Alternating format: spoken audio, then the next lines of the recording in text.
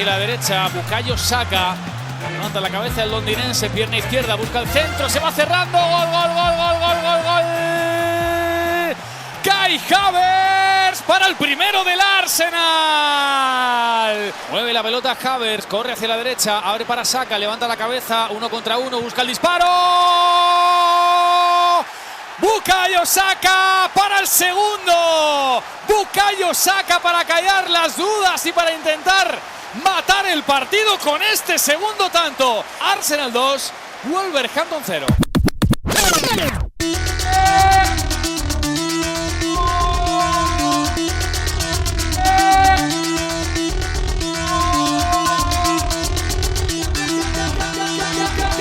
Bukayo Saka.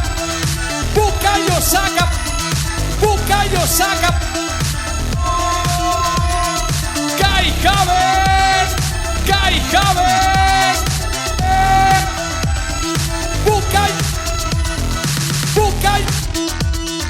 Bukayo Havertz.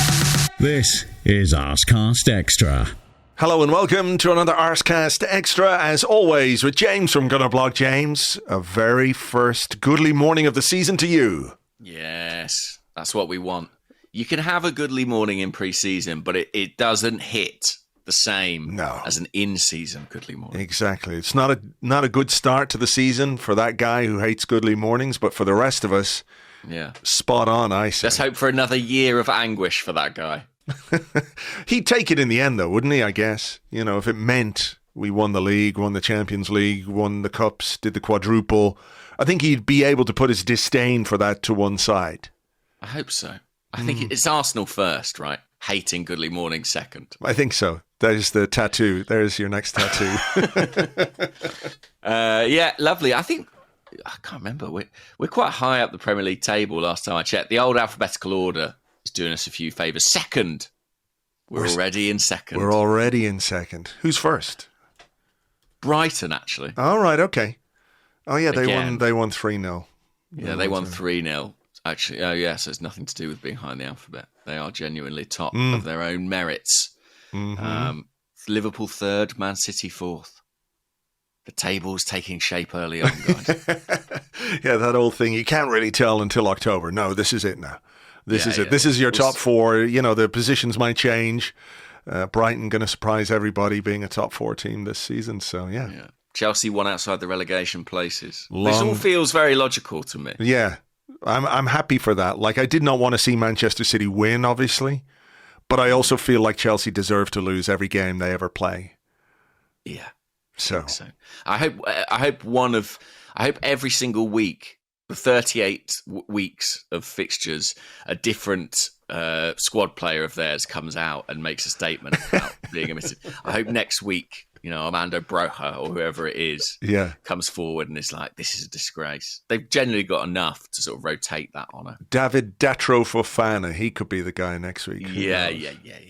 All those guys. All of them. Like literally all of them. There's about 70 in the squad at the moment. Not that it did them any good yesterday, so... No. I mean, like you, I'm loath to celebrate a City win, but there you go. Yeah. But yeah, we did our job. It was kind of like, I guess it was kind of an optimal first day in some respects because we won, we got a clean sheet, some players who'd want to see scored, but it wasn't totally perfect. And I guess that's in a way helpful and to be expected. If you're going to have those imperfections and inconsistencies, you want to survive them in the early period of the season. Yeah, that's true. That's true. I think, any summer in which there's an international tournament, you're always going to feel your way into the season, if that's the right way to put it. Particularly when certain players in the team have been away and were away for basically the entire duration of Euro 2024. I think it's inevitable that when you start a season, things are not going to be quite as fluent as you might like, quite as not everything will click straight away. There are going to be players who take some time to get into the season physically, mentally, in terms of form and fluency and all of those things. I think you're absolutely right, to come through what I think is a pretty decent test, because Wolves are a good team and they had moments, and perhaps we might have been punished a little bit along the way and we got away with a couple of things, maybe in the second half, but to come through it with the clean sheet, with the 3 points, with a couple of players up front who really did work well together. I mean, you can't ask for much more on the opening day. I don't think anyone was expecting a 10 out of 10 performance from Arsenal on the day. I think if anyone was expecting that, I don't know where their head is, because you have to be realistic. So for me, a really positive start to the season, because like you say, you can take some of the things that didn't quite work or weren't right and work on those on the training ground with the comfort of knowing that you've got those 3 points in the bag and on the table, and we're already in second place. Totally. But while there were things that weren't perfect, I do think that sort of the fundamentals of what we were doing are all based on what we did in the second half of last season. Right. And we're deriving a lot from that run-in and the consistency and shape and structure we found then. And it's a real marked contrast to 12 months ago, when we began the season with Thomas Partey playing at right back, Gabriel in the starting 11, Kai Havertz really at that point in time trying to figure out what this midfield role was supposed to be.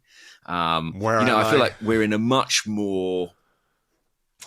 what's the word? Solid place now, and we've spoken about this a little bit, but I wonder how deliberate that is. When you mention, players haven't been back long, and you look at the fixtures we've got ahead, it does feel like it makes perfect sense to be leaning on what worked for us in the first half of 2024. Absolutely.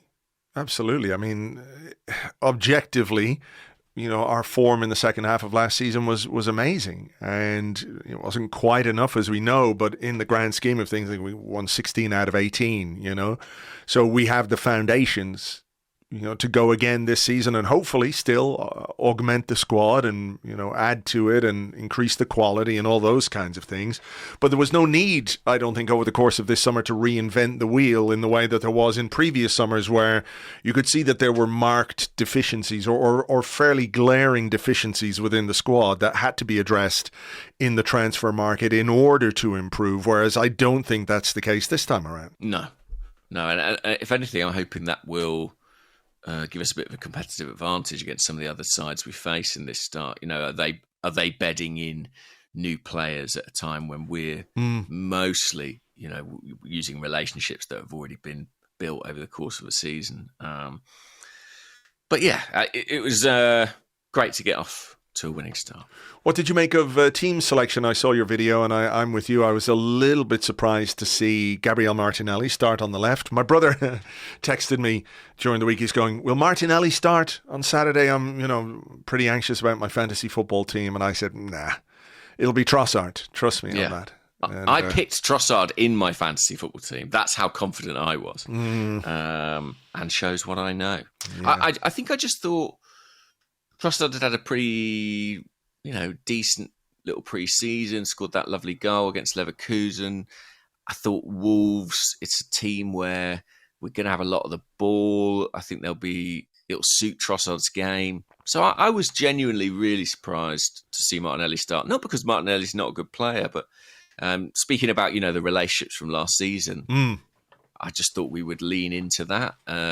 Having Trossard out on that flank. What do you make of Martinelli starting? Do you think it's partly a ploy for Mikel Arteta to kind of, reignite his form and his confidence at the start of a new season? Potentially. Maybe he feels like the Wolves game was the better game to give him a start in, and he might look at Villa and think Trossard is the better player to start against Villa. So in order to sort of share out the playing time and to get Martinelli match fit, this was a game he felt, could be the one perhaps to sort of reignite the spark a little bit. I think he desperately needs a goal and an assist something, end producty to really get him going again. Like, I thought he was pretty lively in this game. I didn't think he was bad by any means, but just that final action wasn't quite there. I mean, he came very close in the second half, didn't he? A shot that just deflected over the bar. It's one of those where if it goes in underneath the bar, everyone's like, yes, Martinelli is back and this is what he needs to get going again. And I think that's probably in Arteta's thinking about Martinelli, is like, the sooner he can get him that goal or get that assist, it's probably like a little bit of a weight on his shoulders at this point, because we know the second half of last season was pretty disappointing from his perspective. So maybe it's that. Maybe he just felt Martinelli against Wolves was the right option in terms of playing at home. Maybe there's a bit of space to run into, but it's certainly not a position where either one of them has it nailed down 100%. True, and I don't necessarily think we look a weaker team with Martinelli in it. I don't mean to suggest that at all, but I was intrigued by that one. I thought he had an okay game, Martinelli. The moment that just lingered in my head was the one where he had the pullback on for Declan Rice and sort of went for goal. And maybe that's one of those moments where that hunger and determination to get himself on the score sheet, which has been an important part of his game to date, kind of maybe slightly overrode the sensible choice. But other than that, I thought the starting lineup was kind of as expected. I mean, you and I had both made the case for potentially having Havertz and Jesus in this 11. But there was no great surprise that Arteta stuck with Kai up top, and Zinchenko at left back as well. Calafiori on the bench, Timber on the bench, but neither probably deemed quite fit enough to start. So that made sense. Yeah, no surprise, about the team selection beyond that, even if, the Havertz Jesus thing was something I would have been tempted with, and we talked about that at the start of last week. But, it's a sunny day, it's 3:00. I think Arsenal set the tone pretty early in this game. Martin Odegaard, chasing, harrying, pressing really high, very, very early on. And I think that kind of set the tone for what we were trying to do in this half. And I think, deservedly took the lead. There were some moments, weren't there, before that? I think there was a really good chance for Declan Rice. About 20 minutes in, it was, I think, a Saka pass after an Odegaard quick throw, and he sort of spooned it over the bar a little bit, where maybe a fully fit Declan Rice does a little bit more with that. But I think we were absolutely deservedly in the lead when we did take it. Yeah, and it came from a source that had been threatening. I mean, there'd been a couple of Bukayo Saka in-swinging crosses from that right-hand side already. I think there was one, perhaps it was to Rice himself at the back post. And, there was clearly something there, something building. I thought it was an interesting goal as well, because it came from a free kick, I think. Yeah, over on the left, yeah. But it was kind of the third phase of attack, and Arsenal did really well to sort of sustain that pressure and keep the ball coming into the box. I think when it eventually made it into the box, Gabriel was still very much up there, causing problems with his presence and an extra man. Keeper really sort of gets kind of caught in no man's land, which I guess is the sign of a good ball from Saka. And it's, an archetypal centre-forward's goal, isn't it? Number 9's goal from Kai Havertz. Yeah, I think the header is what that cross deserved. That finish is what that cross deserved. And, I think we'll see over the course of this season teams trying to, as they have done in the past, to double up on Bukayo Saka. But when you look at the space he was in over on the right-hand side before he gets that cross in, I think Gary O'Neill, will have told his players, don't give Saka that much space. Don't give him the opportunity to either run at you or get the ball in the box. And they stood off him, as they did a bit with the goal in the second half. We'll come to that, though. But, the quality of that ball in from Saka is unbelievable. And I think the header is absolutely what that delivery deserved. It's a great header, thumping header. Keeper came, didn't get anywhere near it. Top corner from Kai Havertz, and that's a very interesting combination. That Saka-Havertz combo, I think, is one which has a lot of promise. Yeah, I mean, obviously they combined again for the second goal. I also was struck sort of seeing Saka swing these balls in from the right-hand side about the links to Mikel Merino, right? The possibility of having another 6'2" player arriving at the back post in those situations. I wonder how much we might see that this season and how much that's part of the plan to kind of overload those far posts. We scored a couple of goals like that. I remember Havertz scoring against Brentford, wasn't it, late on in the Premier League like that last season. But yeah, I wonder if that's a route to goal we might look to exploit more and more over the coming months. What about this? I got an email from George Lewis who said, "Is it an omen that Arsenal's first goal of this season by the ever-brilliant Kai Havertz was scored exactly between the 24th and 25th minute, and this shows that the 24-25 season is ours? I think so. I'm now very confident this is our season. Did anyone else notice this?" I can't argue with that. I mean, it seems empirical, doesn't it? The sound scientific basis there. Yeah. Well observed.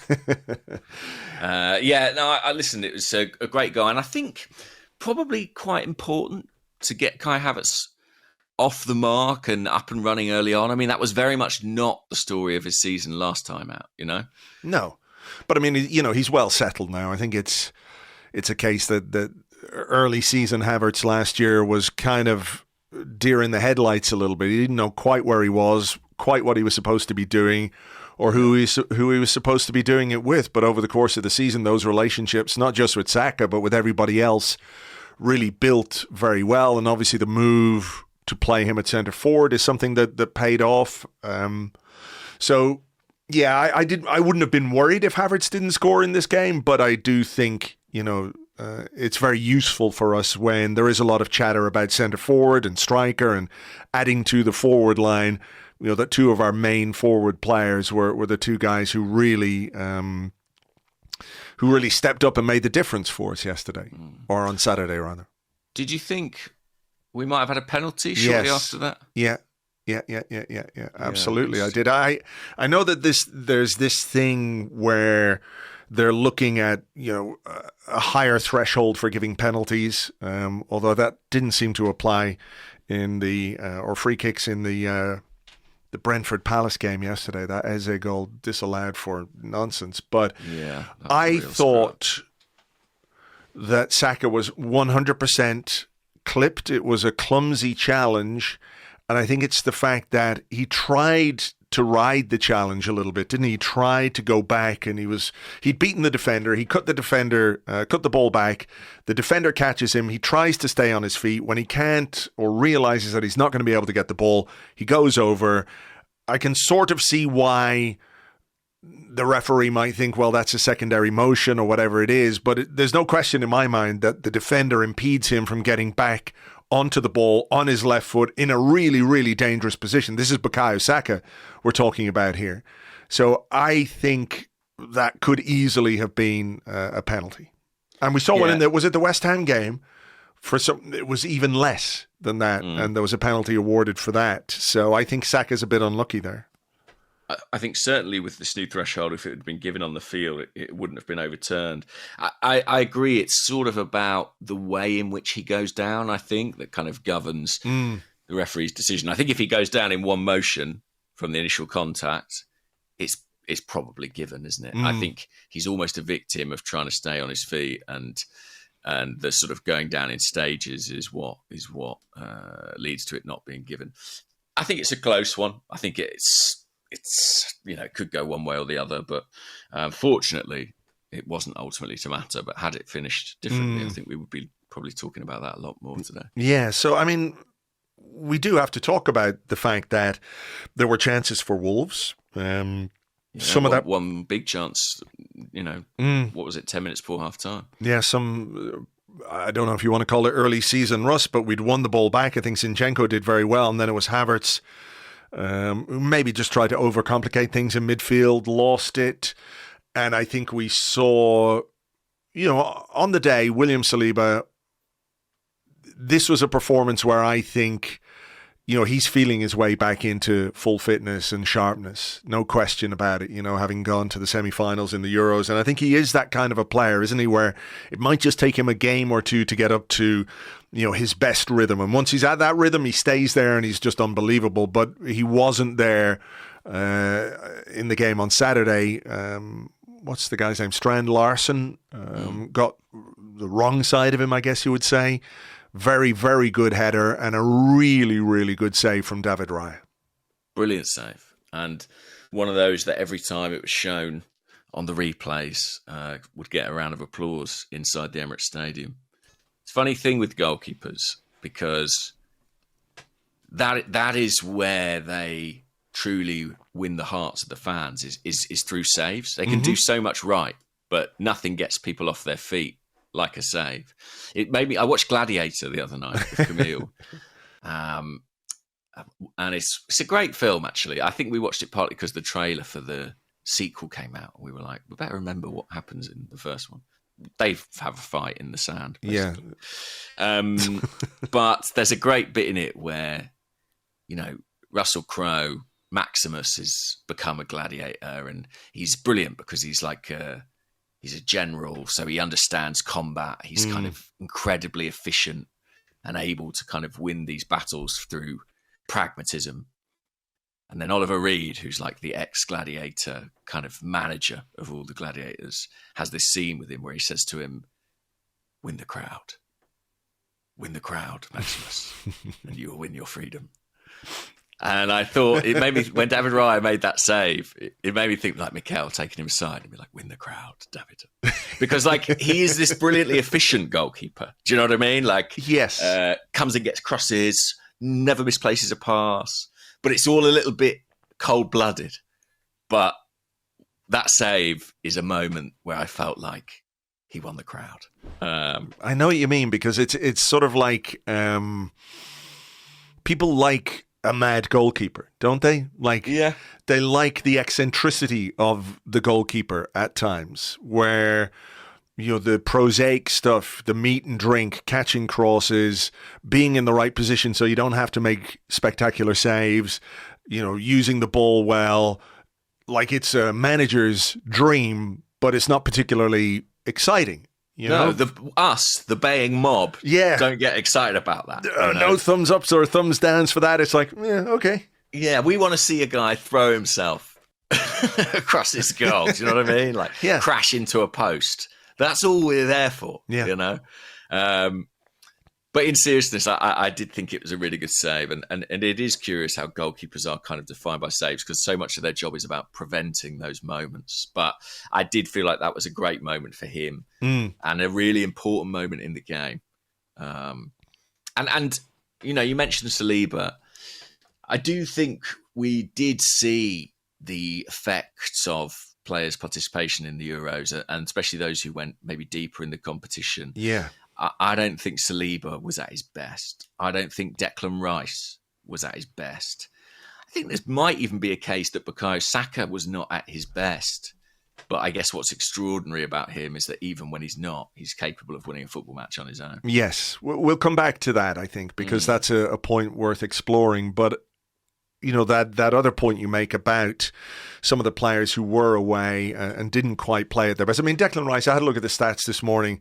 100% pass completion. I don't think he made that many passes, though. He certainly looked like a guy who, if not necessarily playing within himself, was, not quite as sharp as you normally expect him to be. I'm just going to have a quick look here. Passing, how many passes did he make? 26 passes, which isn't a lot. But then I think part of that was because Wolves in the second half were better, and we were, if not quite under the cosh, we weren't quite as controlled in the second half as we would normally be, Agree with that. Like, those sort of hallmarks of last season, control, domination, that feeling that Raya's goal was almost never going to come under threat. That wasn't there, I don't think, particularly in that 20 minutes or so after half time. No, and there were chances for Wolves in that period. There was a mistake by Thomas Partey, and I think it was Ait Nouri fired a shot not far wide. That's right. There was the mistake from Saliba where he played the ball across the box. And, with Saliba, it's sort of like, well, this guy never gives the ball away. This is not what he does. And I think that was a sign that he's not quite at 100%.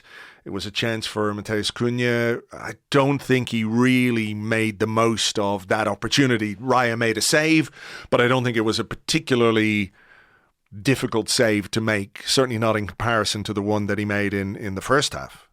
No, it was a good chance for Wolves, wasn't it? And that's kind of been their problem, I think, a little bit, that they press well, they make chances, but they don't necessarily have a clinical finisher. And Cunha is one of the most culpable in that respect. So, but we got away with it, and a situation where you're looking at thinking this could get quite nervy, could get quite tense. We're,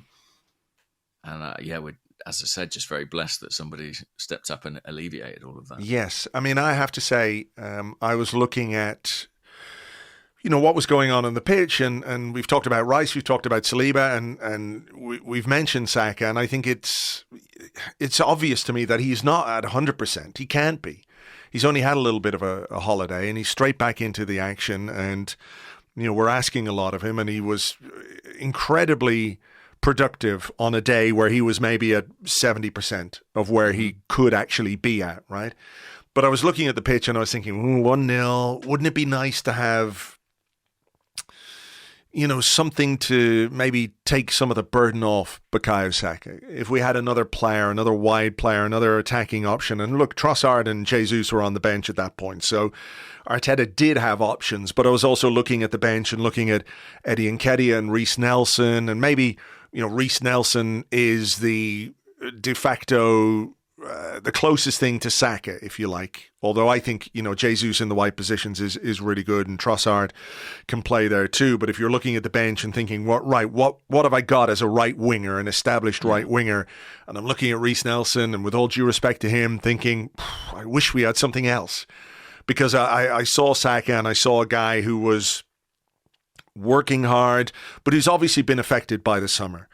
And then, that moment where his quality,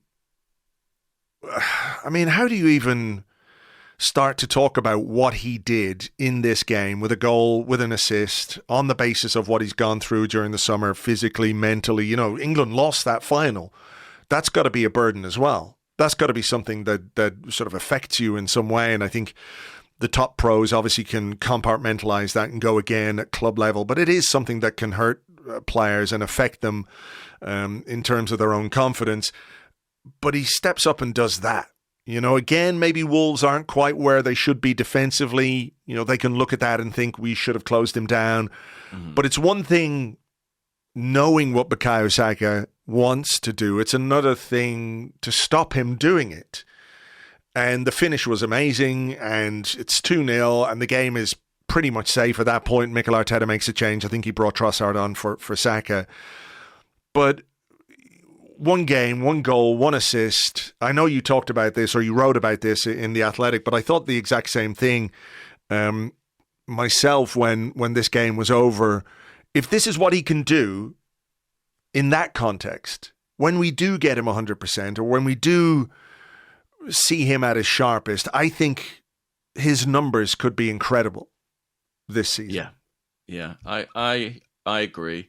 And I think Simon Collins in the Evening Standard found this stat which said that only 3 times in the last 15 seasons has a team won the Premier League without a player scoring at least 20 goals, right? Right. So more often than not, a lot more often than not, you need a player to reach 20 league goals. And looking at Arsenal, I just think Saka, why not Saka? Mm-hmm.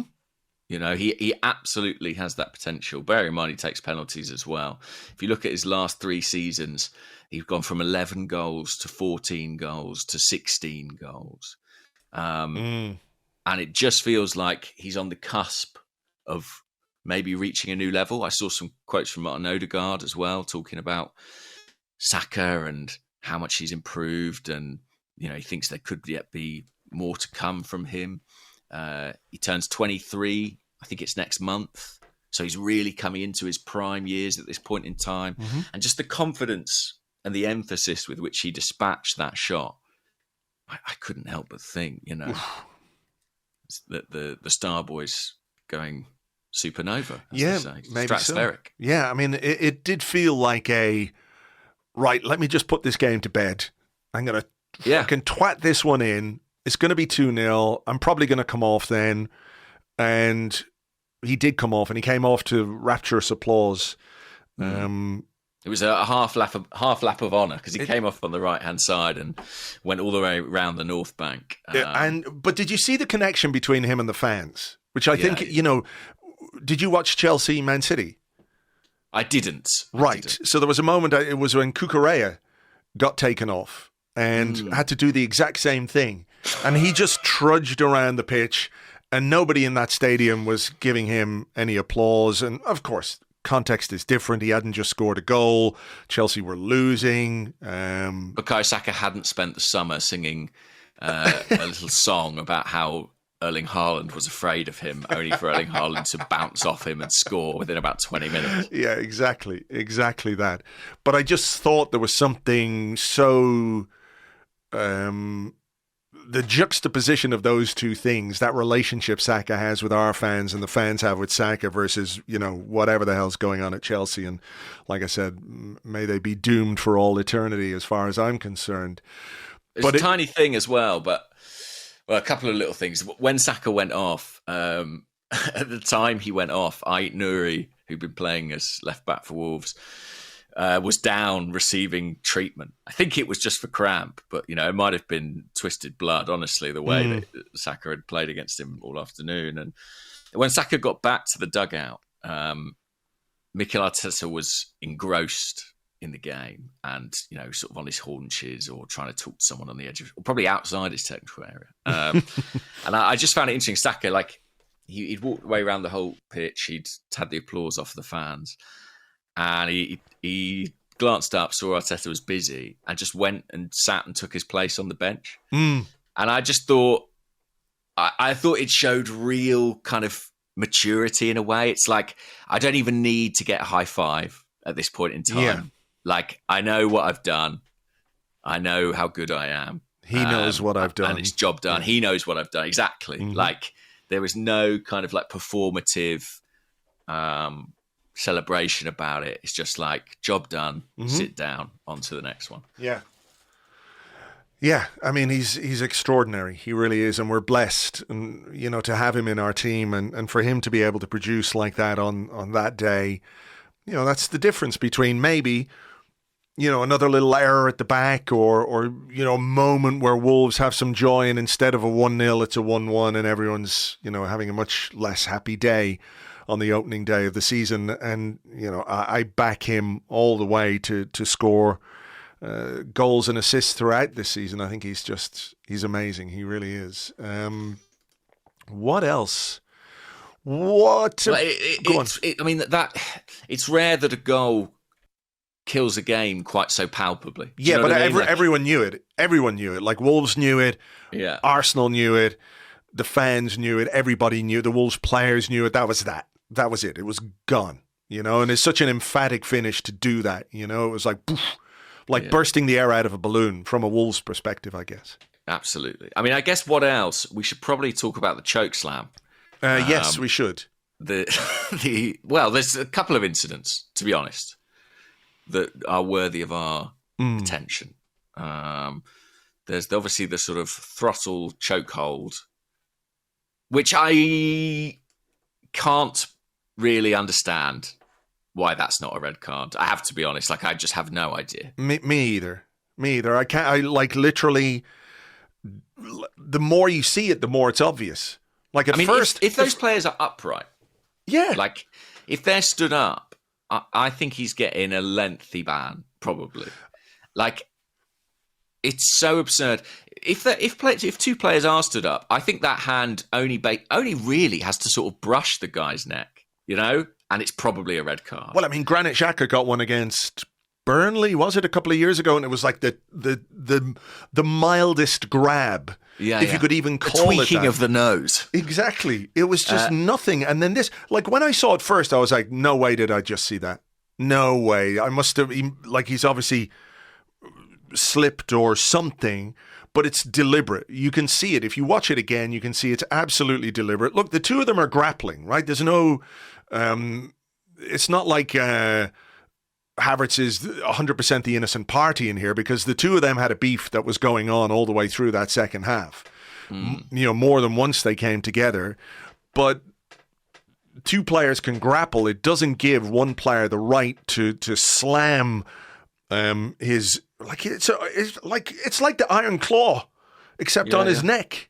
And it's deliberate and it's dangerous and it should have been a red card. And I have got no idea how, even if Jared Gillett missed it, the people in the VAR office or the VAR room didn't look at that and say, that is quite literally violent conduct. Go and have a look at the screen or issue a red card. Just take my word for it. Issue a red card. Nobody will complain about that, because like Wolves could not have complained. I mean, I just don't get it.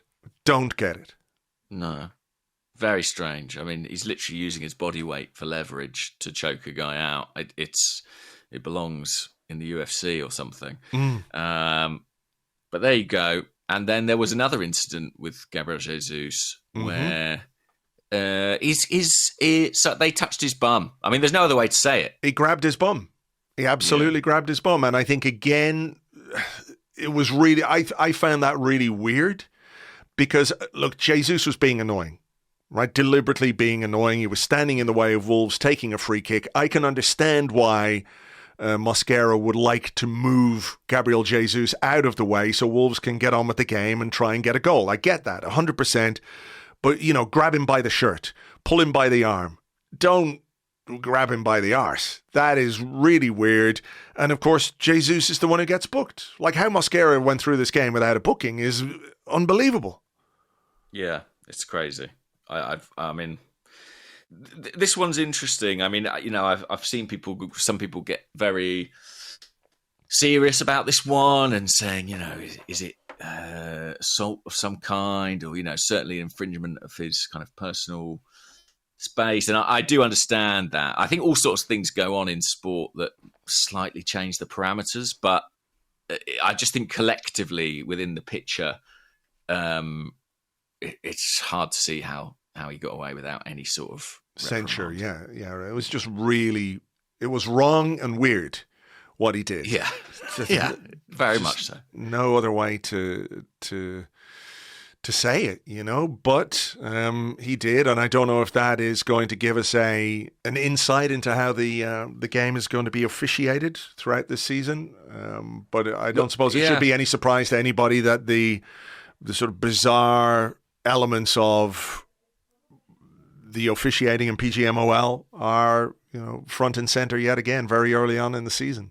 Yeah, I mean, I don't want to be a hypocrite, because I think I've been someone who's been quite opposed to VAR getting involved, and I'm quite pro the on-field official having authority and not being undermined all the time. So, broadly, I kind of agree with that strategically, but it's going to be interesting to see how that plays out, kind of on a case-by-case basis, because unfortunately we're all now habituated to the idea that if we could see something on a TV replay, well, that should immediately... So can they. Yeah, exactly. So the decision should follow on the pitch. Now, if they try and move away from that, I think there's going to be... Yeah, but I get it from the point of view of, like, if a referee makes a decision and it's marginal and you want to sort of uphold the referee's decision on the pitch, if it's sort of 50-50 and you want to err on the side of the referee, fine. I get it. But for something like the choke slam or something like grabbing Jesus by the arse, if that's one of those things that a referee isn't 100% sure what he's seen, because they're unusual things, right? Because you don't really see a player choke slam a guy, and you don't really see players grab each other by the arses. So from that perspective, I think there's an argument to be made that if VAR intervenes in those kind of unusual situations, then that is probably the right way to use the technology, because sometimes, a ref will say, I couldn't possibly have seen what he just did there. And then, in his ear, it's like, we've got a bit of a weird one here. That kind of thing. I think there's probably more of a case to be using VAR than, let's say, a marginal decision where, the referee could be right, could be wrong, and it's slightly subjective, Absolutely. I think the Athletic reached out to the Premier League on the they reached out to the Premier League and the FA on the bum grab. And the FA said it's unlikely to be a matter for us because essentially all incidents are seen and reviewed by the match officials and VAR at the time.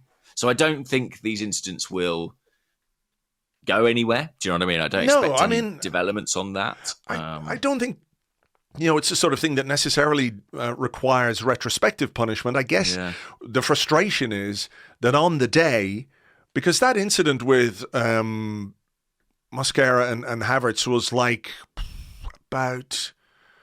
was only about 10 minutes into the second half. Mm-hmm. So Wolves could have been playing and should have been playing for most of the second half with 10 men. And that's where I think the frustration comes in. It's like retrospective punishment, like who gives a fuck at this point? But if you're missing things like that on the pitch, it's very difficult for fans to not be frustrated. I agree. I mean, that one is just totally absurd. It's reminiscent in some ways of the Bruno Guimaraes one last season, where it's like, if that's not violent conduct, I don't know what is. What is. Well, but we prevailed. We did. There was a save for David Raya to make late on. I think Jurien Timber got a little over-enthusiastic, didn't he? He pulled off one trick and everyone went wild, and then he tried to win the crowd again. Yeah, he'd already won them. He'd already won them. Oliver Reed needed to, the ghost of Oliver Reed needed to appear on the touchline. Win the crowd once. Win the crowd once, I said. Not twice. So we got a bit caught there. I mean, that was kind of a theme in the second half. You know, us being caught on the ball or playing out here and there. Mm-hmm. Thomas Partey, I felt, looked a little bit vulnerable. A bit weary, maybe, in that second half. Mm-hmm. And Wolves, targeted that and nearly picked our pockets, Andrew. Yes. Which, thankfully, we didn't have to live with all those headlines. Oh, God. I hadn't even thought of that. That would have been fucking horrendous. I was dreading it. Yeah. Well, look, we won. We won 2-0, and I think we, ultimately we deserved to win, but as we said at the top, there are things within the performance that you can chalk down to early season rustiness and players finding their way back into form and rhythm and all those kinds of things. But given the fixture list, they are things that Mikel Arteta is going to have to think very long and hard about and work hard on the training ground this week. Yeah, absolutely. And, a game to come against Aston Villa, who won their opening fixture. Mm-hmm. It was quite predictable, the Premier League, wasn't it, this weekend? I was struck by that. Pretty much all the favourites won. And that's why the league table sort of looks quite familiar, even after a single game. And some of the big sides won 2-0. City 2-0, Liverpool 2-0. I don't think I should probably count them in this company, but United 1-0. Mm-hmm. All eyes on Spurs, I guess. Well, all eyes on Leicester, I think. Yes. Let's see if they can change the pattern. But I did think that was interesting. And although I didn't watch City, them winning 2-0 at Chelsea, completely hassle-free. In the same way that our team doesn't look very different, their team doesn't look very different either. No, not really. Not really. But then again, when not a good thing for us. Yeah, but when you get to that level, how different does it need to be? When you can do what they do, and to some extent, when we can do what we do with the players that we have, how different does it need to be? We all want the new thing, and I'm sure City fans would love a new signing. Oh, they did have one who went off injured at half time. We all want that, but I think, the better you get, the more difficult it is to actually increase the level in a substantial way. No, too true. And yeah, it's just it sets up a very, very, very intriguing game against Villa. I mean, they have had some changes. They have had some turnover. Obviously, they've lost Douglas Luiz. They've lost Diaby as well, who started a lot of games for them last season. So maybe a little bit more sort of uncertainty there. But yeah, I don't know. We're off. We're off, Andrew. We're off and running. And, as we said, it's a positive start, clean sheet, 3 points. And, let's set the marker for the season based on, that performance and that result. Because I think we can improve performance-wise and the result is good. And as a fan, what a novelty and a nice thing to start a season at Saturday at 3:00. Yeah, exactly. It felt like a bit of a throwback, old school. So maybe that's a good omen as well as scoring that goal in the 24th and a half minute in the 24-25 season. So I'm told as well that it was Bukayo Saka's 59th Arsenal goal, and there was a special poignancy to that because before the game there was applause to commemorate Kevin Campbell, who also scored 59 Arsenal goals. Yeah, that was nice. Nice applause. Nice little coincidence. For sure. Okay, all right. Well, look, let's leave it there for part 1. We've got plenty more to talk about with your questions and more in part 2 right after this.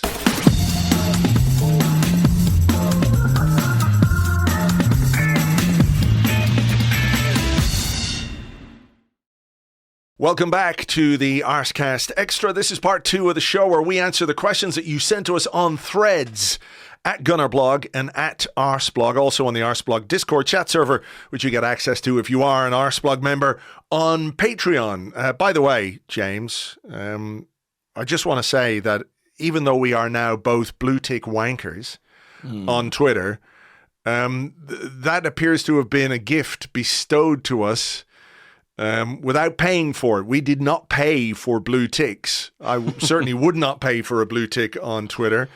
But the fact that me, you, I think Tim Stillman got one as well, they seem to be just handing out blue ticks all over the place the more people have gone over to Threads. So I don't know. So, it's a weird desperate times, desperate measures. one. But it's, I mean, listen, my Twitter account is still active and I'm posting my work up there. But in terms of having actual engagement and conversations with people, it's no longer really an environment for that, I'm afraid. Yeah. Anyway, let's get on with the questions. Let's start with this one. Go on, I've got one here, if that's all right. From Spooks Davey on Threads. And he says, with Kiwior not even making this the squad for Saturday, do you think there might be pressure from his side to sell to Italy before the window closes? Looking at those on the bench, only Eddie and Reece don't seem to be there for the long term, but will Kiwior be back in the squad if one or both of them go? So what did you make of Kiwior's absence, and what do you think that might suggest about his future? Yeah, let me have a look at our bench, actually. It was interesting, wasn't it? I mean, you can only name so many left-sided defenders on the substitutes bench. So I've just Googled... I've Googled the wrong game, that's why. I was looking at a bench and it had Kieran Gibbs on it, and I was like, I don't think this is the right game. No, he wasn't on the bench on Saturday. It's actually surprisingly hard to come by this information. Well, just go to livescore.com and then you can just go to the game and figure it out there. Livescore.com. Yeah, and then use the date thingy, go back to Saturday, you see. This is great. This is like an advert for LiveScore. So then click on Arsenal 2, Saturday. Wolves I've 0. done it. I'm in. This is fantastic. Then there's a little thing called lineups. Lineups. Have a look at what lineups. A website. Whoa, look at that. Everything you need and more. So the bench was Ramsdale, and then defensively we had Timber and Calafiori. And I guess the point is they've sort of got it covered between them, haven't they? Yeah, right back, centre half, left back. It's all covered by those two guys. Yeah. And once Takehiro Tomiyasu gets fit again, the same could be said for him. He's a kind of 3-in-1 on the substitutes bench. So, we then had Jorginho, Trossard, Jesus, Nketiah, Nelson, and Ranieri, who was the young player who kind of kept with the first team squad. And I can understand thinking as the manager, I probably don't need Calafiori and Kiwior. It would take quite a sort of freakish set of injuries for that to be the case. And even if it is, I've got Jury and Timber. So I don't necessarily think it's indicative of like an impending move. You know, they're in talks with anybody, he's on the precipice of going. I almost think it might have been more, and this is speculation, but it might have been more of a message to Kiwior in some ways of sort of saying, you know, look, your path to the first team is pretty blocked. Because I think Arsenal would sell Jakub Kiwior if an offer came in that allowed them to recoup what they paid. I think they would probably do that. Think saying that since, you know, kind of January time, really. And he had a decent little run in the side in the spring, but I think the signing of Calafiori is pretty much bad news for Jakub Kiwior. Yeah, I think so. I think there was an element as well of maybe needing another midfield player on the bench. Fabio Vieira wasn't fit, and the obvious guy is Ethan Nwaneri. Yeah. So you could easily have put Kiwior on the pitch, or on the bench rather, but you did need another midfielder, I think, as well.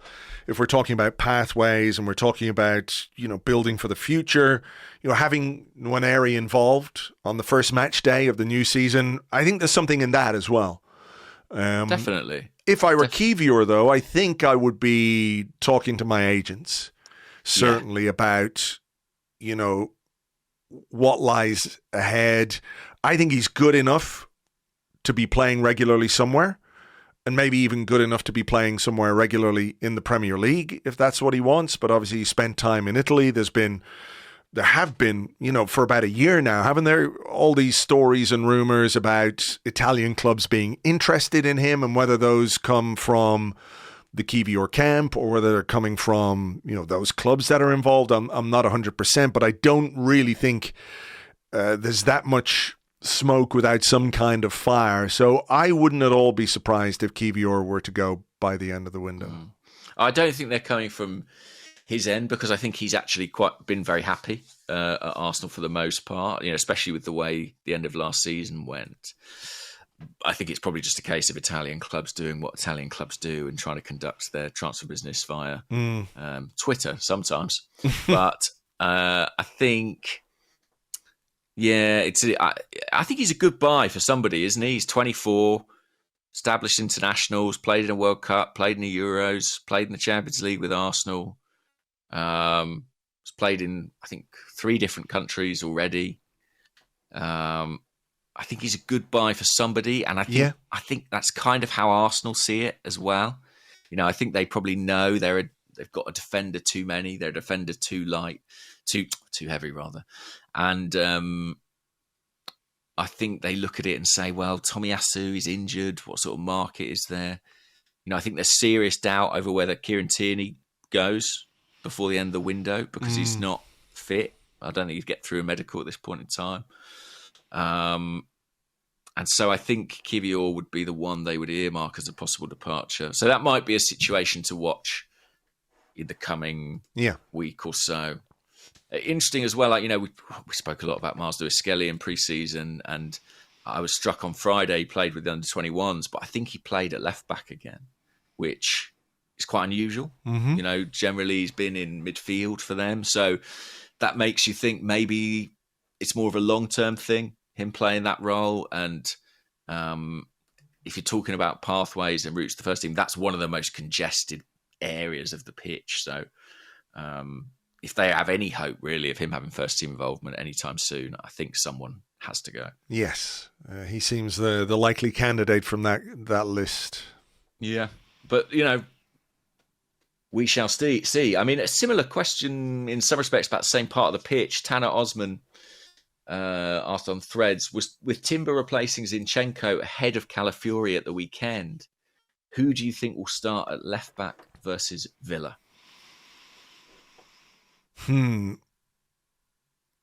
I would, despite the fact I think he had a decent game on Saturday, Zinchenko, I would worry a little bit about him away at Aston Villa, based on, you know, what they do down that right hand side. It's Leon Bailey and Matty Cash, who are quite dynamic, and I think would look to exploit some of the defensive weaknesses that Zinchenko has displayed in the last little while.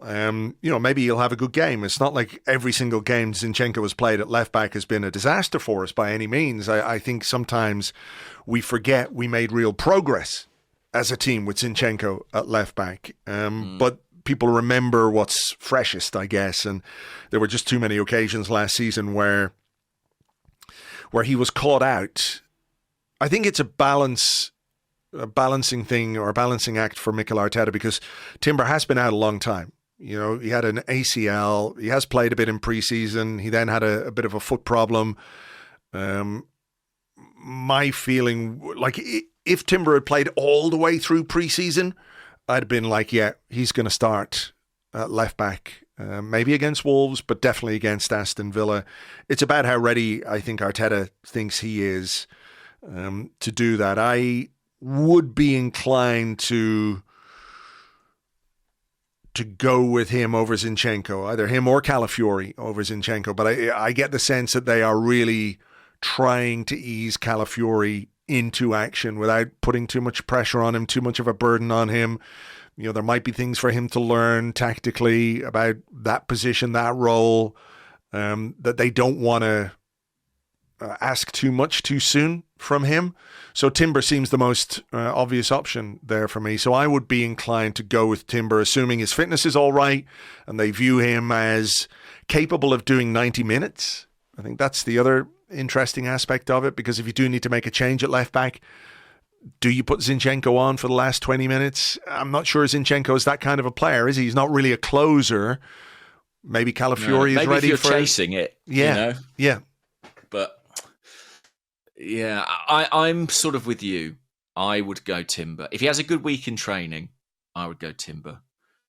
And I said this on Handbrake Off, but one of my big punts for the season is that certainly by the end of this campaign, Timber will be a starter in our hashtag first choice back four. I just don't know where, but I really think Mikel Arteta thinks that highly of him. I don't know who will kind of fall victim of that, but I could see him coming in for this one. I mean, there's still a chance Zinchenko plays. We know Arteta likes Zinchenko and he's picked him on plenty of occasions before, but I have some quite painful memories of Leon Bailey against us, giving us quite a lot of problems on that side. He's very direct. He can get in behind. If we vacate that space, he'll be looking to exploit it. I agree with you. Matty Cash is a decent player as well. So I think we need to be probably safety first, and I think Timber's the best option at our disposal in that respect. Yes. Be interesting. I mean, Kiwior not being on the bench, maybe that does depend on the game a little bit as well. Obviously at home to Wolves, you probably want, 4 or 5 attacking options on your subs bench, because you're thinking there's quite a high chance scenario we're going to be wanting to push on and win this game in the final 20 minutes. Maybe if you're going to the Etihad, you take an extra defender. It'll vary game by game, but I do struggle to see where he's going to get the minutes this season. Yeah, he has used Kiwior quite often as like a last 10 minutes kind of guy, doesn't he? But he has Calafiori for that now. Yeah, kind of. Switch to 5 at the back and you bring Kiwior on. So, Timber can play that role if he's on the bench. Calafiori can play that role if he's on the bench. But if either of those two starts, then, it's not quite the same as having another defender on there. And, we'll have to see how that plays out and see what kind of shape the squad is in towards the end of the transfer window. What about this one then from Corporate Goon? I've got 2 questions here. I'll just tie them together very slightly because I think they are linked. Corporate Goon says, can either of you explain Mikel Arteta playing Thomas Partey every minute he's available? And Saka Potatoes says, on the Discord by the way, says, Declan Rice has declared multiple times that he feels he is best and most comfortable as a 6. Given the concerns over our other options, is Rice the 6 for our biggest games this season? It does feel like it might be going that way. You look at Mikel Merino and his best position is that kind of left-sided number 8 role that Rice is playing. If Arsenal bring him in, you'd have to think it's with a view to Rice dropping into that number 6 role. So I think that might be where we're headed. As for Thomas Partey, I am a little bit surprised by Arteta's, what's the word? Sort of consistency in terms of selecting him. Even during the run-in last year, when we were winning games, there were sort of occasions where I thought, this maybe feels like more of a Jorginho match, or maybe there's something to be gained from dropping Rice in there. But he stuck with him for the most part. I have to say that in my eyes, he's not the force he was. I mean, there was a time when he was the dominant central midfield player, arguably, in the Premier League. I don't think we're there anymore. And I think I spoke about Zinchenko maybe, and Jesus feeling a bit like relics of a previous team last season at times. And I sort of have that feeling about Partey now. It feels like incumbent, that's the wrong word, Andrew. It feels like included or within his game, there is just that element of risk. And I know that is partly what makes him so good, but so much of what Arteta's done has been about eliminating that from other areas of the team. And I just feel that once or twice per game, he is going to get caught in a way that puts us under immediate threat. Yeah. And to be honest, I don't see Mikel persisting with that long term, but I'm a little bit surprised how much he's persisted with it today. Yeah. I mean, for me, the Partey performance, he did some good things. He was involved in the second goal. Free kick. Statistically, I had a look and, won some tackles, made some interceptions.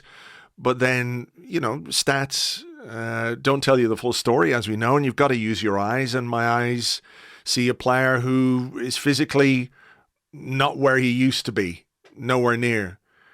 He used to be able to get away from people in midfield, and it was difficult for opposition players to get away from him, and that's no longer the case. I don't think he has the burst to, make those drives through midfield, and if someone runs beyond him, he's not catching them anymore. He's not getting anywhere near them. Towards the end of last season, I sort of understood why his form might have been indifferent, right? Because he was out all season, and then all of a sudden he was in the team and he was playing every week. And it can take you some time. But, if players like William Saliba had a bad game, not a bad game, but he didn't have a good game by his own standards, his own high standards, right? But William Saliba was with France all the way to the semi-finals of the European Championships and played every minute for France. He has, excuse is not the right word, but, there are maybe reasons as to why he's not quite at his best at the start of the season. I can't give Partey the benefit of that doubt because he's had the whole of pre-season. He should be fully match fit. He should be fully physically ready. And maybe this is as good as he gets physically. And if that is the case, then we've got an even bigger problem than we think. The carelessness on the ball a few times in the game against Wolves on Saturday, you'll get punished for that. I'm not going to say lucky, but there were moments where, we could have been more harshly punished. If we're playing a better team, maybe we get more harshly punished there.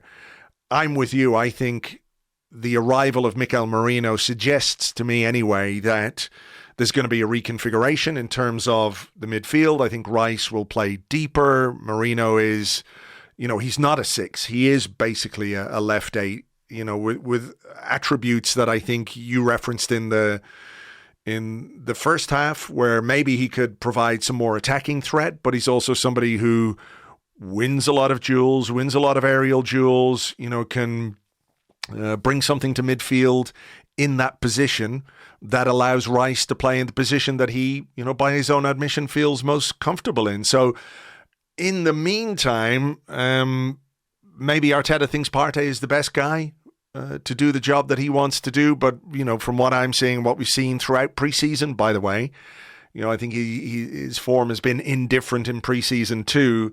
I'm not confident that he is a guy we should be relying on too much throughout this season. It's not to say he can't do a job, but I would I would like this team to move in a different direction in terms of midfield. Yeah. It's interesting. I mean, if Mourinho arrives, I think Arteta's almost going back to his plan A from the start of last season, because, it will be Declan Rice dropping in at number 6. And I think when you look at Mourinho's profile, he's almost the midfielder they imagined Kai Havertz might become, in terms of his left-sided, his physical type, aerial ability, movement off the ball, stamina. A lot of the traits are similar. Mm-hmm. So I do think that is where we might well end up. Obviously, it'd be interesting to see Rice in that deepest role. We've not seen it for quite a long time at Arsenal. I know he played it maybe in the Villa home game, but by and large, in recent months, he's been that number 8, and he played number 6 for England in the summer, and there was actually a bit of criticism around his performances, I noticed, from fans of other clubs about his ball progression and things like that. So I am intrigued to see how it all shakes out. But, I think Partey is a good option for us to have in the squad, but I wouldn't be confident if we were relying on him to be first choice week in, week out. No, I mean, the other thing, just to sort of extrapolate a bit on that, if Mourinho comes in, if Rice drops deeper, the Kai Havertz situation then becomes a bit more clear. Like, I think Havertz will probably play some games in midfield, but would the arrival of Mourinho for you Copperfast and Havertz as the de facto number 9? Yeah, I think so. And I think that's how Arsenal see it. That I mean, we'll see what happens with Eddie. The market for Eddie may have evaporated somewhat, with Bournemouth going for Evan Nielsen. But I think if Eddie did go and Mourinho came in, Arsenal would see it as, well, we shift Havertz up and could consider him a striker moving forward. And we don't directly replace Eddie. I think that's kind of how it would be viewed internally. So, yeah, I think that is, the plan for Kai. And I think that's right. I think, like you, there'll be minutes and games where he plays in midfield. He finished this game playing midfield, I believe. Yeah. When Rice went off, Havertz dropped back and Jesus went up front. And, he's got the stamina to do that. He can play 70 minutes in up front, leading the line, and then do 20 minutes of box-to-box midfield. I mean, his engine is quite extraordinary. There aren't many players who can manage that. That's a great point, actually. Yeah, because a lot of strikers come off at 70 minutes. Yeah. Kai Havertz goes into arguably a more physically demanding role, which is insane. But I think he's doing enough at centre-forward to suggest that position should be his. I mean, we had this question kind of on that theme. Boston folks say Saka said... Saka. I can't do it. Did Havertz do enough to convince you that a dedicated striker signing isn't necessary? I mean, you can't really say that on the basis of one game. No. In one season, but I think on the basis of what we've seen from Havertz since he clicked into this Arsenal team, I would feel confident enough about his ability, the ability of Gabriel Jesus, the ability of Leandro Trossard as well to play as a false 9. Saka scoring 30 goals, confirmed by us in part 1. Yeah. That if you asked me right now, and I wrote about this in the blog this morning, if you were to offer me the choice between a striker and a wide player, I would definitely go with a wide player. Because even if Eddie went and you were just left with Havertz and Jesus? Yeah, Havertz, Jesus, Trossard. I think, like, you can also obviously bring in a player who's versatile enough to play across the front line or across the front three and who could give you another option there. But I just feel like a winger would be more of a difference maker to us, because what we have is we've got a Gabriel Jesus who can play it in a particular way. We've got Kai Havertz who plays it in his particular way, who offers you something, not quite a target man. I'm not saying he's Tony Cascarino or anything like that, but he has that height and that presence, to give you the aerial threat as the focal point at number 9. And Trossard, has been effective there, who plays it in a different way. So I think we've kind of got enough variety in terms of options at centre forward. Like if you were to, it's a hypothetical. If you can get that classic 25 goal, 30 goal a season striker, who wouldn't turn that down? But I don't know who that player is or who that player on the market is within a sort of price range that's reasonable or realistic for Arsenal this summer. Whereas I think, as I said in part 1, when I was looking at Saka in the second half of the game against Wolves before he scored that brilliant goal, I was thinking, boy, what I give for somebody to just come on and, be able to run at the Wolves defenders,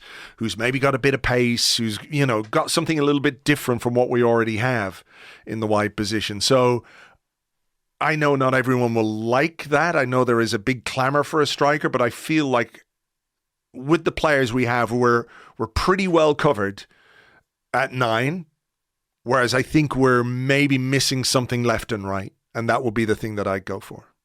Yeah, I can totally understand that. I mean, there was a question here from Peter Hurst about Kai, which said, "Good morning, gents. When Thierry Henry joined Arsenal, he wasn't exactly prolific. He was coached and developed into a deadly finisher. Couldn't the same thing happen with Havertz and Jesus, or is it too late in their careers?" Like, I would be very surprised if at any point Gabriel Jesus became a clinical finisher. I just don't think that's him. Do I think Gabriel Jesus can give us more goals? Yes, 100% I do. I think there's a really, really good footballer in there who can score more goals than he scored last season. That's for sure. Kai Havertz, I mean, how many did he get last season? It was about 13 in the league, or something like that. Right. So I think he can get more, and I think Havertz is still relatively young. He's 24, 25, is he? He's 25 now, just turned 25 in June. So I don't think it's unreasonable to think we could get a bit more out of him. Can you coach him to be a Thierry Henry striker, that level? No, but I don't think that's the kind of player he is anyway. I'm just looking at his numbers. So 14 goals, 7 assists in all competitions last season. I think he can do better, because basically the first half of the season was not a write-off, but he was obviously finding his way and feeling his way into this team, finding his feet and all the rest. And as soon as he did find his way, as soon as he did feel settled and established, and he got into a position where the functionality of the team really suited what he brought to that centre-forward position, he started scoring goals on a regular basis and started making assists. So I think he's now completely settled, and I don't think it's unreasonable to think he can give us a bit more. So, but not to Henry levels. I mean, that's just... No, I never really put limits on strikers, because I always think that watching Emmanuel Adebayor was the most extraordinary education. I remember when he came into the club and he didn't look like he could hit a barn door, to be honest with you. Yeah. Like, do you remember there was a game at Portsmouth where he missed 2 open goals? Yes. And I just thought, well, this guy's a great athlete. Technically, he's quite sound, but he's never going to be a goal scorer. And he completely exploded. And he became a guy who wasn't just scoring like tap-ins from cutbacks or rebounds or penalties. He started smashing the ball in from like 30 yards and scoring bicycle kicks, It was sort of insane to see the degree to which he kind of came out of himself and scored goals of the type that you could never conceive of him scoring. And it didn't necessarily last, but it happened, right? So I don't put limits on anybody, but I have to be honest and say I don't see Kai Havertz turning into that. Like, no, that's not his game, is it? No, like he's a super functional centre forward. I honestly mean that as a compliment. Like, he plays the role to perfection, and I think he will score goals where he's in the right place at the right time. He gets on the end of a cutback, the ball's crossed into the box and he's there to head it home. I don't foresee I really hope this happens, but I don't foresee him becoming a guy who scores goals out of nothing. I think we need more of that in our front line. Whether it's a centre forward or whether it's a wide player, I think we need more of what Bukayo Saka showed us on Saturday. Yeah. And I don't see that in Kai's future, but I could be wrong.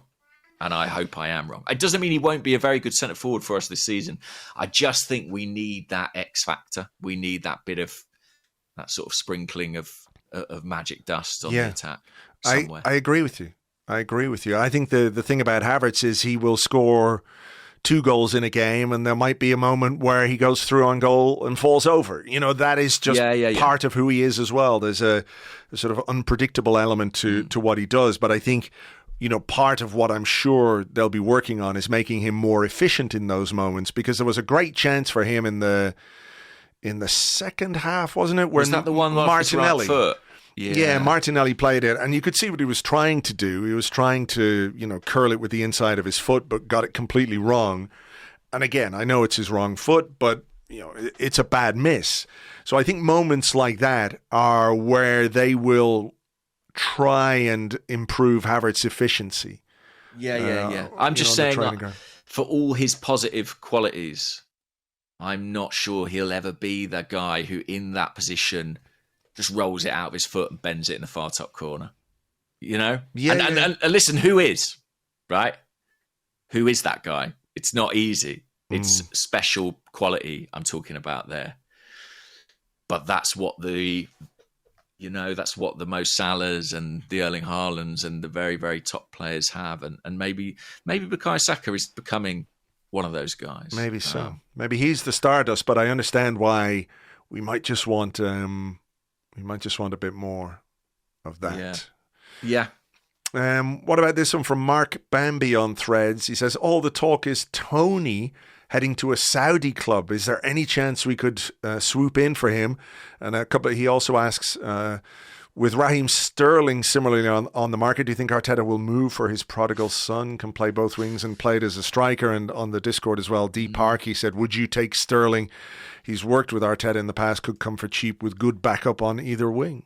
Yeah, I thought that would come up today. So when you think about what people might ask you questions about, I was like, I reckon Sterling.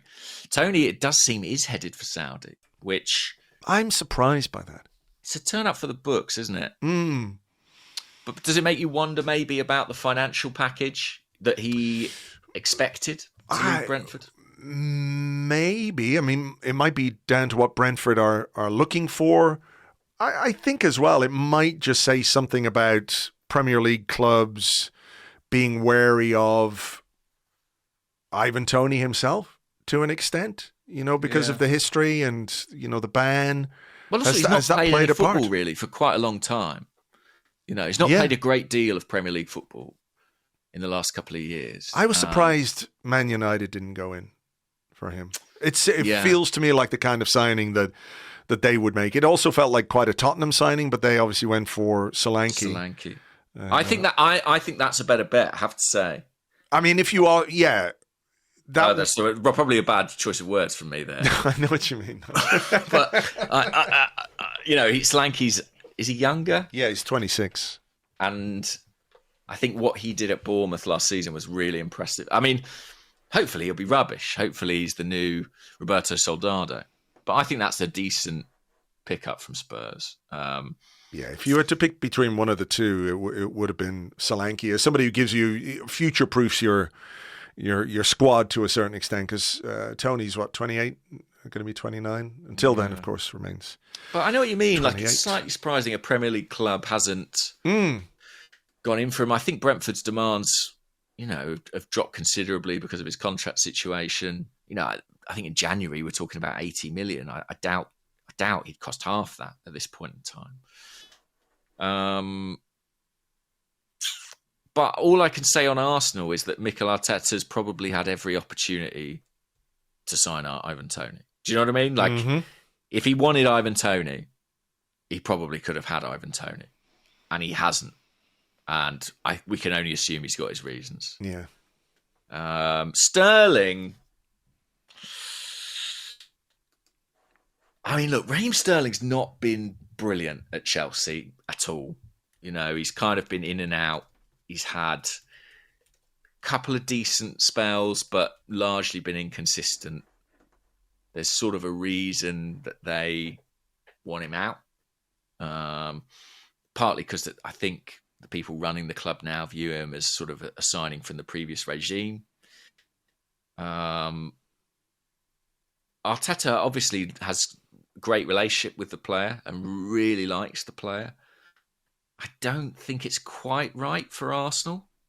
But on the subject of that thing of, like, you know, X factor and something different, I can understand why someone would ask the question. Yeah, I wouldn't do it. I mean, I think he's 30. He's 30. No, 29. He's 30 in December, though. I think, and he's been playing since he was about 17. So I think he probably physically feels a bit older than he is. Yes, maybe so. I don't think as much as it's very amusing from our perspective to see, in-house fighting and turmoil at Chelsea, I didn't really understand the statement. I don't necessarily think that's something we need to get ourselves involved in. And, the bottom line for me is that I would just have concerns about Sterling and the level of his performances. And, would he be an okay option? Yeah, but I don't think we should commit to any kind of investment in a player of his age, and B, we should not give Chelsea anything for any reason whatsoever. Let them sort out their own mess. Yeah, like if someone said, right, Reece Nelson's going out, but it's going to be a loan. We haven't got necessarily money to go and buy a top forward. You can get Sterling on loan for a season as backup on, both flanks, and he can play false nine or whatever.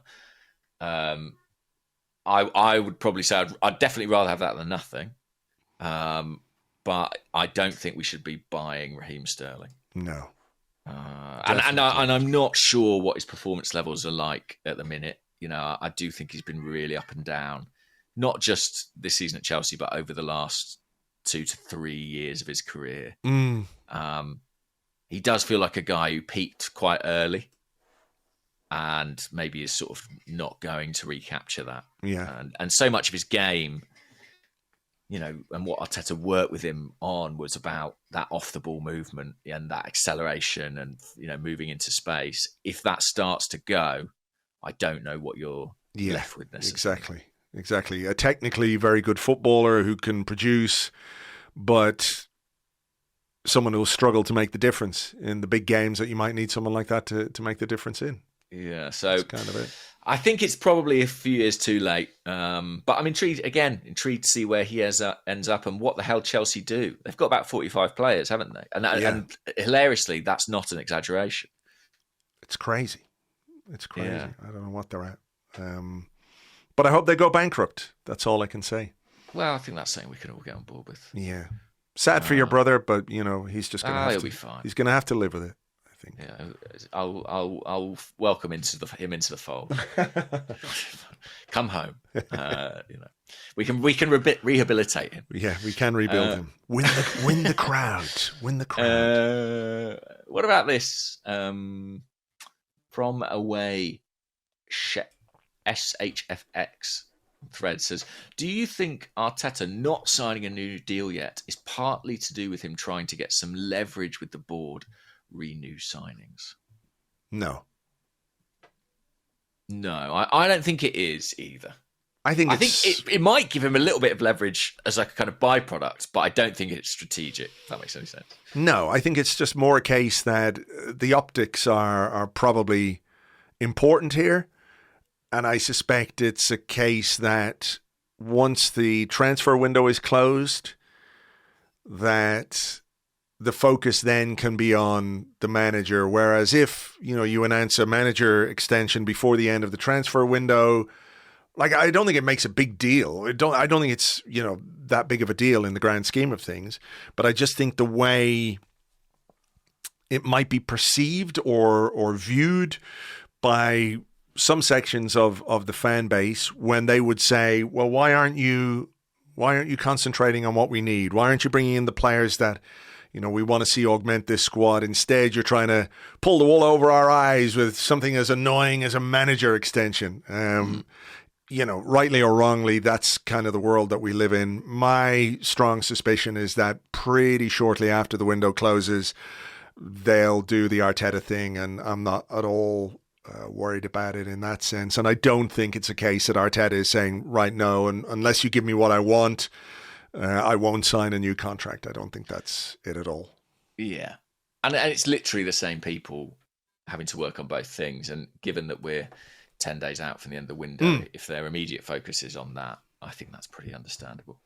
What about this one then from Wise Marklar on the Discord, addressed to you specifically? So he's obviously very interested in what you think about this. Oh dear, pressure. He said, do you think goalkeepers will start to dive or partake in the dark arts now that there's a focus on physicality during set pieces? Interesting, isn't it? Ben White didn't spend a lot of time around the keeper, I noticed. No. I wonder if Arsenal got that directive and thought, right, we're going to have to change how we do this. Yeah, maybe.